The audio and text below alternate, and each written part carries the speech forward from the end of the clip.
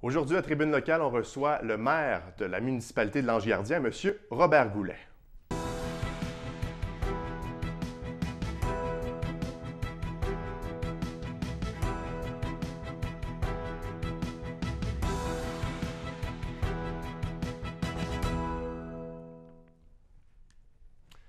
Bonjour à tous, mon nom est Mathieu Daou, je vous souhaite la bienvenue à cette nouvelle émission de Tribune locale. Monsieur Goulet, bonjour. Bonjour. Merci d'être avec nous aujourd'hui. Ça me fait plaisir. Après 12 ans de vie politique, vous allez prendre officiellement votre retraite, c'est le cas de le dire. Pourquoi, M. Goulet, vous avez pris cette décision-là? Après 2 mandats, c'est assez. Pourquoi on arrête là, la vie politique? Bon, pour multiples raisons. D'abord, la première, c'est qu'on ne rajeunit pas. J'ai maintenant 70 ans. Alors, on se rend compte que nos capacités sont un peu moins bonnes. On fatigue plus vite, etc., etc. Et puis, il y a également le fait que, comme vous dites tout à l'heure, plusieurs années de vie politique, j'ai quand même une épouse à la maison qui vit tout ça également. Alors, je pense que ce serait à son tour maintenant d'avoir de la compagnie et d'avoir l'usage de son mari. Alors, de toute façon, également, ce qu'il faut tenir en considération, c'est qu'on ne veut pas se renouveler constamment. Je suis venu en politique avec une vision, avec l'intérêt de faire certaines choses qui étaient très claires dans mon esprit. Et je pense avoir accompli dans tous les détails ce que j'avais imaginé. Et je pense qu'il est temps que je laisse ma place à quelqu'un d'autre, qu'on continue ces choses-là, mais qu'une personne arrive avec des idées nouvelles et qu'on continue le développement de notre belle municipalité. Vous parlez de votre épouse. Êtes-vous un homme qui a de la facilité à gérer sa vie professionnelle et la vie familiale? Non, pas vraiment. Non? Non, je n'ai pas de difficulté avec ça. Il faut dire que depuis qu'on est mariés, France et moi, ça fera 50 ans là, à l'été, j'ai toujours été occupé dans des postes où j'étais appelé à être souvent absent de la maison pour de plus ou moins longues périodes. Et puis, alors c'est une femme qui a développé cette capacité de s'organiser. Et non, au contraire, elle me supporte dans ce que je fais, elle m'encourage à continuer. Et même si j'avais dit, j'aurais peut-être le goût de faire un autre mandat, je suis bien sûr qu'elle n'aurait pas eu d'objection. Sauf que je dois également dire, puis j'aime pas ça le dire en public, mais elle a des problèmes de santé actuellement. Je pense qu'elle a besoin de support, elle a besoin d'aide à la maison. Alors, il est temps pour moi là, de m'occuper de mes affaires et puis de retourner dans mes terres.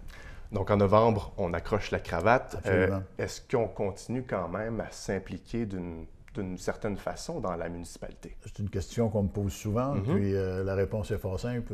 Pour le moment, je dirais non. Je n'ai rien décidé, mais c'est possible qu'il y ait des choses peut-être qui m'intéresseraient, qui ne prendront pas nécessairement beaucoup de temps.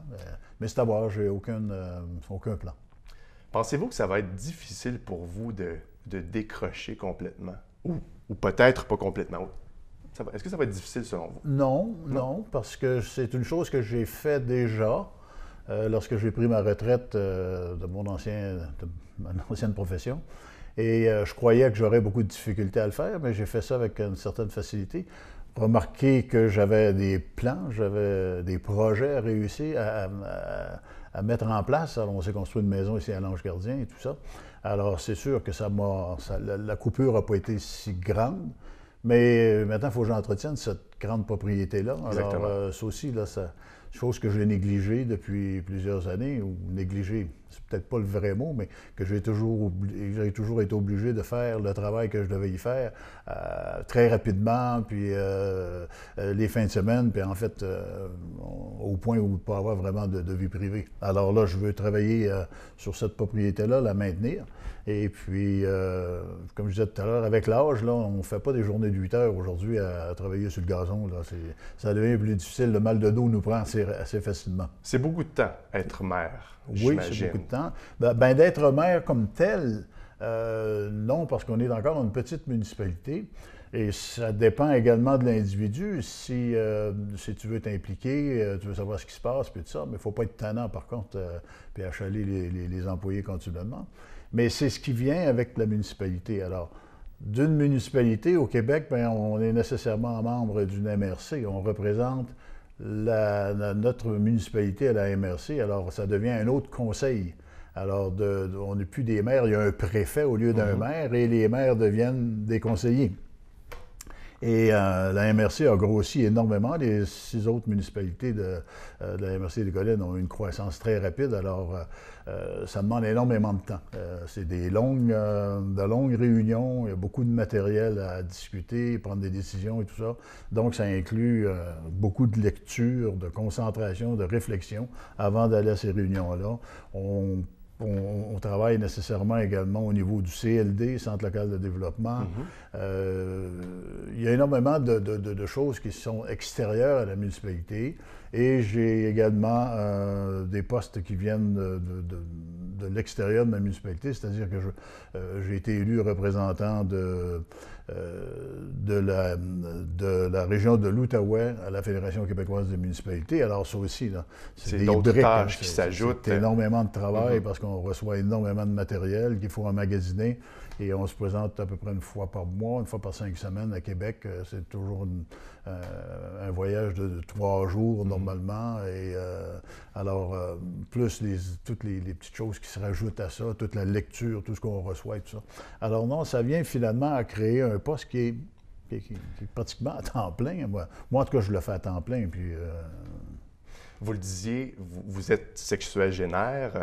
Est-ce que, j'imagine que ça tient en forme de faire la politique autant mentalement que physiquement? Oui, effectivement. Ouais. Ça nous garde l'esprit ouvert. Ça nous permet également de savoir un peu plus ce qui se passe au niveau provincial, au niveau du gouvernement provincial, les décisions qui se prennent quand on participe à toutes ces choses-là. Alors, c'est sûr que c'est pas négatif du tout, là. On apprend beaucoup de choses. Alors, ça, peut-être que je manquerais ça un petit peu, là. Je suis un curieux de nature, hein. Alors, de ne plus savoir, de ne plus être aussi bien informé de ce qui se passe dans la belle province, ben, ça va peut-être me manquer un peu. Avant d'être maire, vous étiez conseiller du district Carrière. Est-ce que c'était officiellement votre premier saut en politique? En politique comme tel, oui. Oui. OK. Vous avez aimé ça, être conseiller? J'ai aimé être conseiller, évidemment. C'était une occasion de participer au développement de notre municipalité. Et avant la politique, ça ressemble à quoi votre parcours de vie?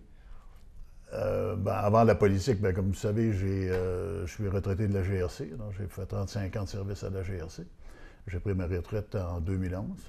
Construit une maison par la suite à la retraite, je me suis occupé de tout ça, du terrain. Puis finalement, à force de consulter la municipalité sur certaines choses qui me concernaient personnellement, j'ai développé un certain intérêt. Alors, je me suis mis à fréquenter les réunions du conseil sur une base assez assidue, jusqu'à temps qu'on m'offre de participer sur les comités. Alors, j'ai siégé au comité de développement économique pendant quelques années avant de devenir conseiller. Alors, graduellement, c'était ce cheminement-là qui m'a amené finalement vers la mairie. D'une fois à l'autre, on me disait, ça ne vous intéressera pas d'être conseiller? Peut-être, oui, bon, on essaie ça. La politique, pour moi, c'était étrange. C'était quelque chose que je ne connaissais pas. Dans mon ancien rôle de policier, on ne faisait pas de politique. On votait comme tout le monde, c'est bien évident, là, mais pas une implication dans la politique en aucune façon. Et pour moi, ça a été une découverte. Je trouvais ça fort intéressant. Puis par la suite, on m'a dit, ça ne vous tentera pas de vous présenter comme maire. Alors, le poste était ouvert. Alors, je dis, pourquoi pas. Puis, alors, après une campagne qui a été assez ardue, finalement, j'ai obtenu le poste. Donc, après la GRC, vous attendiez à finir, en quelque sorte, votre carrière. Donc, le saut en politique, ça a été un peu une surprise. C'est arrivé assez rapidement, c'est ça? Absolument. Ça a été une surprise. Je ne sais pas si le mot surprise est la bonne expression. Ça a été quelque chose d'inattendu. En 2 mandats, avez-vous l'impression, est-ce que vous pensez que vous allez accomplir ce que vous vouliez accomplir? Oui, je pense que j'en suis là présentement. il y a encore des petites choses, des petits fils à rattacher, mais dans l'ensemble, ce que j'avais en tête, là, je suis content pour ça. J'aurais réussi ce que je voulais, là. Alors, il y a toute la construction de nos nouveaux édifices, avec la mairie, tout ça, la réflexion de tous nos autres édifices gouvernementaux, municipaux. Alors, ils sont maintenant, je suis content de dire maintenant que je vais laisser la place à mon successeur et la municipalité n'aura pas à se soucier de ces bâtiments. Dans tous ces bâtiments, on les a tous mis, tout revus, recorrigés, améliorés, changé du système de chauffage. Alors, tout est comme neuf, là. Alors, il n'y a rien qui est dans la décrépitude à l'Ange Gardien. Tout est vraiment spick and span. Et puis, il y a également l'achat de Chamboisé, qui a été une chose qui a été un peu difficile au niveau de certains citoyens qui se posaient la question pourquoi on voulait cette... Maintenant, je pense que les gens ont compris la raison du pourquoi. C'est un beau site, il faut le dire. Et on nous reste 4 ans à faire, là. Comme vous savez, on l'a acheté avec des paiements là, sur un certain nombre d'années. Alors, il nous reste 4 ans actuellement pour prendre pleinement possession. Mais depuis ce temps-là, on a des ententes avec les perjudices et on se sert régulièrement du terrain là, pour nos activités. Avez-vous des plans plus long terme pour Chamboisé? Qu'est-ce qu'on voudrait faire de ce beau terrain-là? Définitivement. Il y a un comité de Chamboisé qui siège, qui récemment a approuvé une liste de choses qui pourraient, je dis bien, être développé à Chamboisé. Mais tout ça va être présenté et va être discuté avec le public. Alors, c'est tout à fait important que les gens comprennent que ce ne sera pas une décision d'un petit groupe. Qu'est-ce qu'il y aura à Chamboisé? Les citoyens sont appelés à se déplacer et à venir travailler avec nous pour déterminer qu'est-ce qu'on voudrait vraiment avoir sur ce terrain-là. On parlait de la mairie aussi. L'édifice a été rénové. C'est moderne. Est-ce qu'on l'utilise correctement? On l'utilise assez, cet édifice-là? Est-ce qu'il est utile? En fait, je veux juste vous corriger un peu. C'est pas un édifice qu'on a rénové, c'est un édifice qu'on a bâti. Vous l'avez bâti, c'est vrai. Alors, nous l'avons fait de façon avec des salles intéressantes, des grandes surfaces, pour, comme vision, là, de mettre ces endroits-là à la disposition de nos citoyens. Et je dois vous dire qu'il n'y a pas une journée où il n'y a pas des 1, 2 ou 3 ou même 4 groupes là, qui se réunissent là, des personnes âgées, il y a des plus jeunes, il y a des cours le soir de karaté, de taekwondo, je ne sais pas comment ils appellent ça exactement. Là. Alors, c'est constamment occupé, en plus de la location que l'on fait de ces salles-là et des organismes qui donnent des périodes de formation pendant une semaine, ce genre de choses-là. Alors, c'est un feu roulant, ça bouge tout le temps. Ouais. On va prendre une courte pause, M. Goulet, et on poursuit notre discussion au retour. Restez avec nous, on vous revient dans quelques secondes. Infomag, c'est un survol de votre actualité locale. Politique, culturelle, faits divers et sport. Mon nom est Mathieu Daou, je vous donne rendez-vous tous les mercredis dès 19h sur TV Sébastien.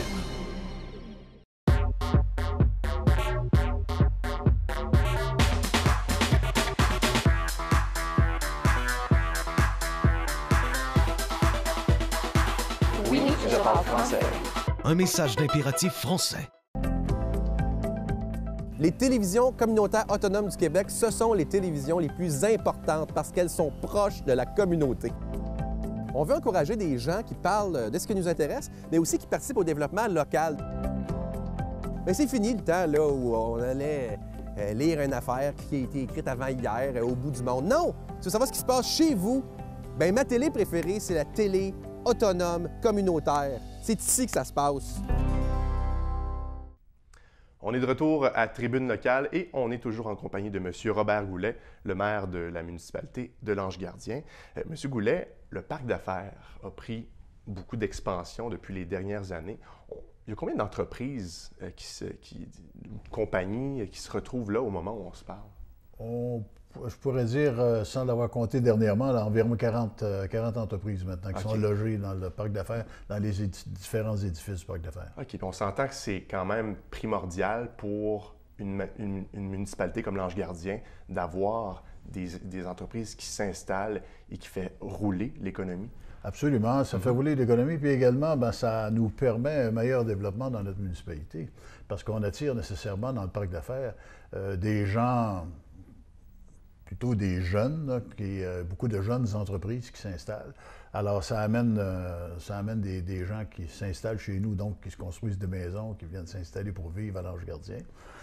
C'est à la raison aussi pour laquelle on a quatre garderies sur notre territoire. Pour une petite municipalité, c'est un peu rare. Alors, on attire les gens avec ça.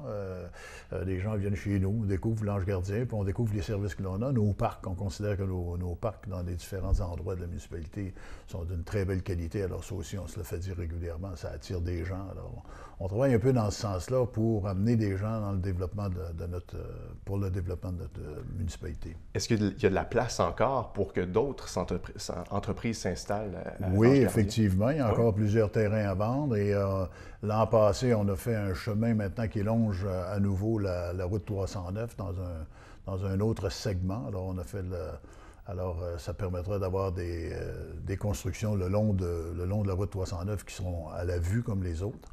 Et alors ça, c'est des terrains de choix, là, ça va être intéressant. Et non, il y a encore toute cette phase-là qui n'est absolument pas développée, donc, mais les chemins sont faits maintenant. Et il nous reste dans la portion arrière un bon nombre de terrains encore qui sont disponibles.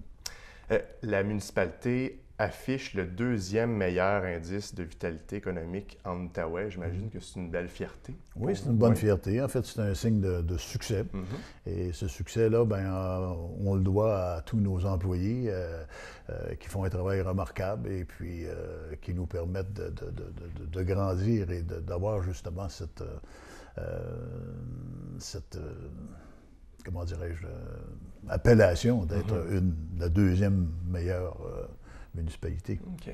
Qu'est-ce qu'il faudrait avoir comme style, comme genre de maire pour prendre le flambeau là, pour les prochaines années, selon vous? Oh mon Dieu, là, vous m'embarquez dans une discussion un peu difficile, dans le sens où on a tous notre vision, on a tous notre façon de voir les choses.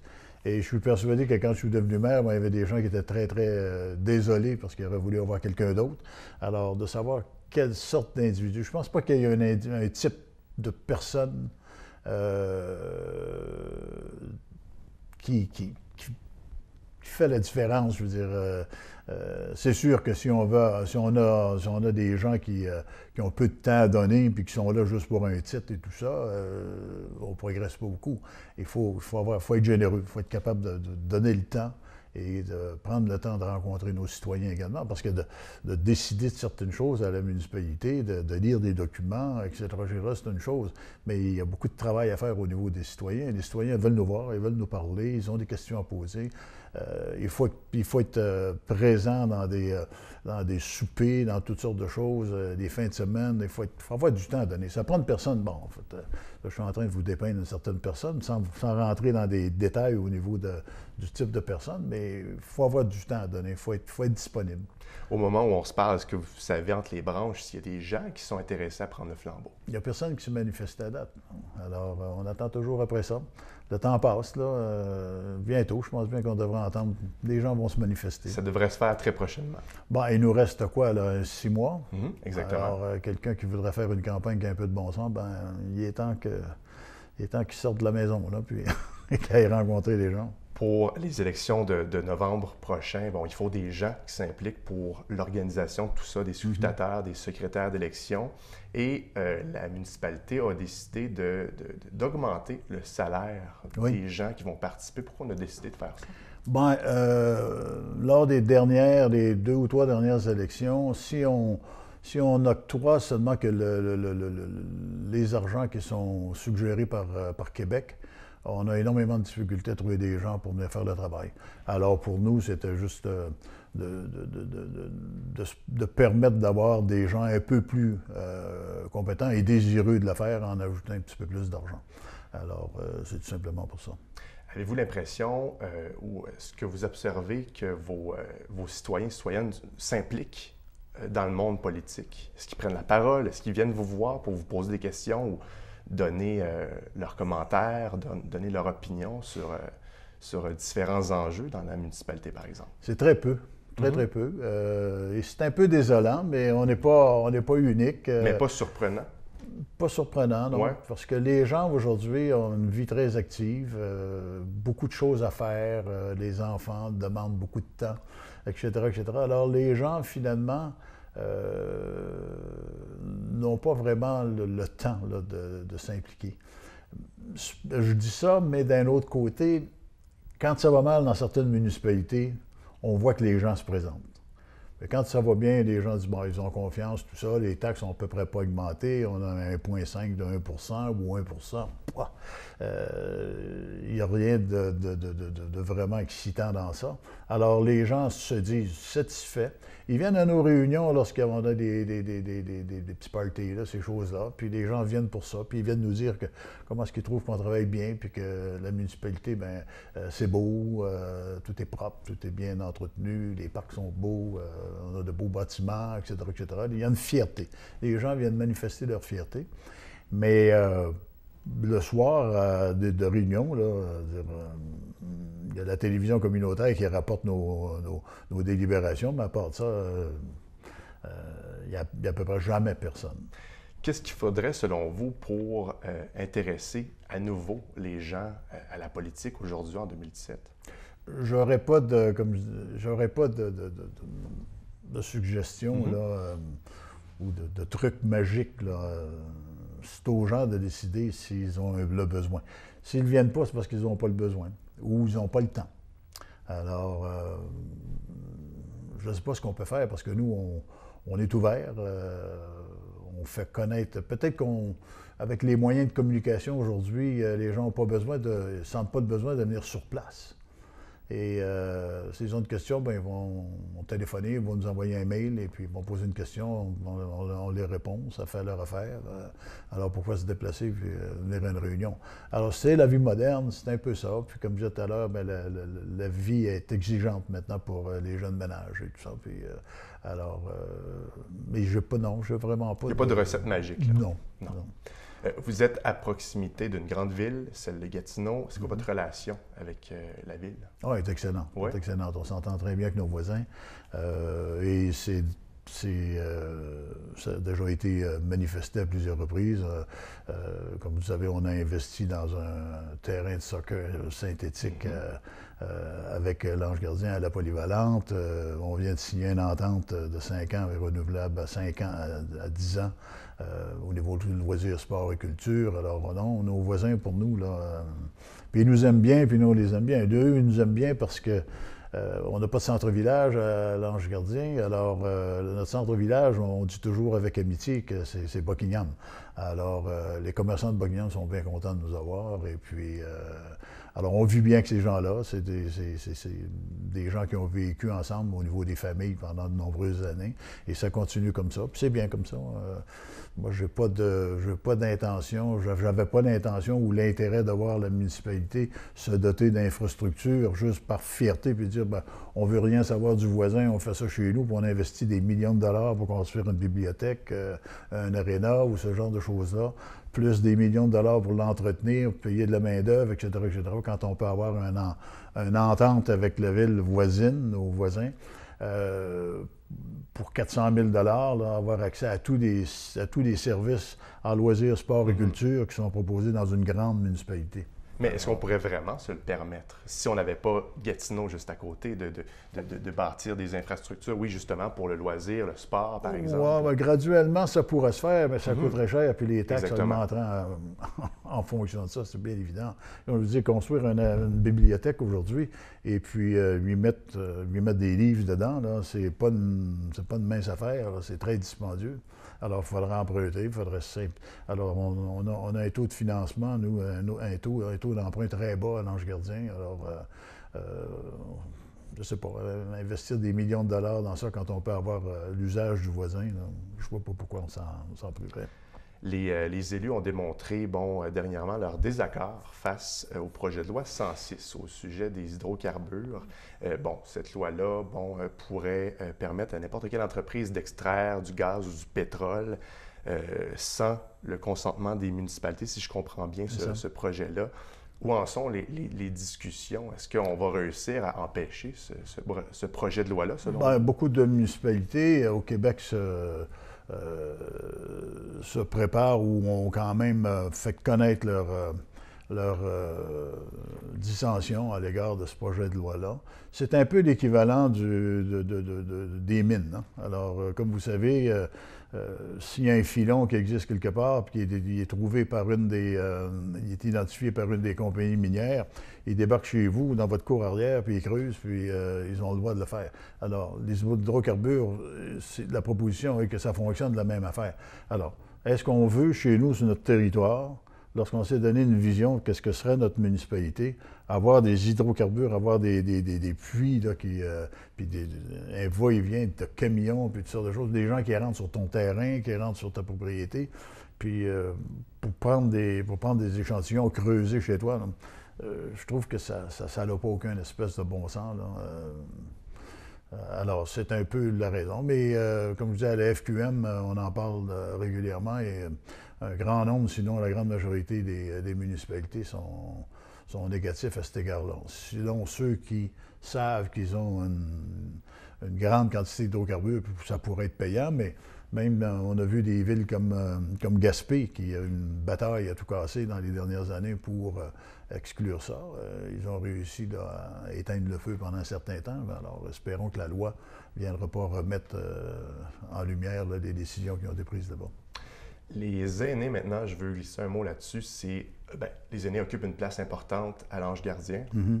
Vous êtes notamment reconnu comme municipalité amie des aînés. Absolument. Il y a un parc qui pourrait être dédié pour eux. Oui. Où en est le projet en ce moment?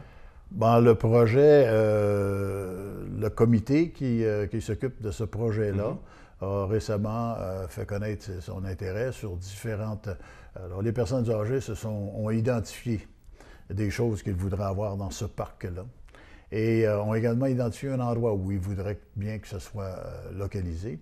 Et leur demande, leur recommandation serait à Chamboising.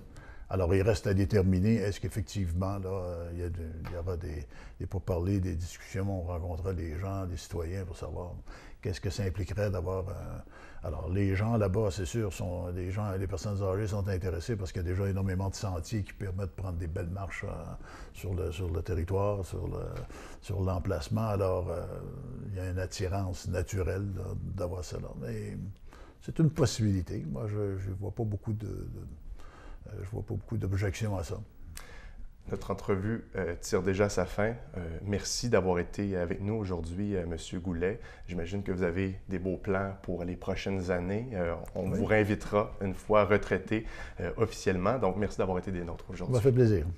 Vous avez des questions, des commentaires, vous pouvez nous écrire aux nouvelles avec un S à commercial tvc.qc.ca. Au nom de toute l'équipe, merci d'avoir été des nôtres aujourd'hui pour cette émission de Tribune locale. On se revoit la semaine prochaine. Au revoir.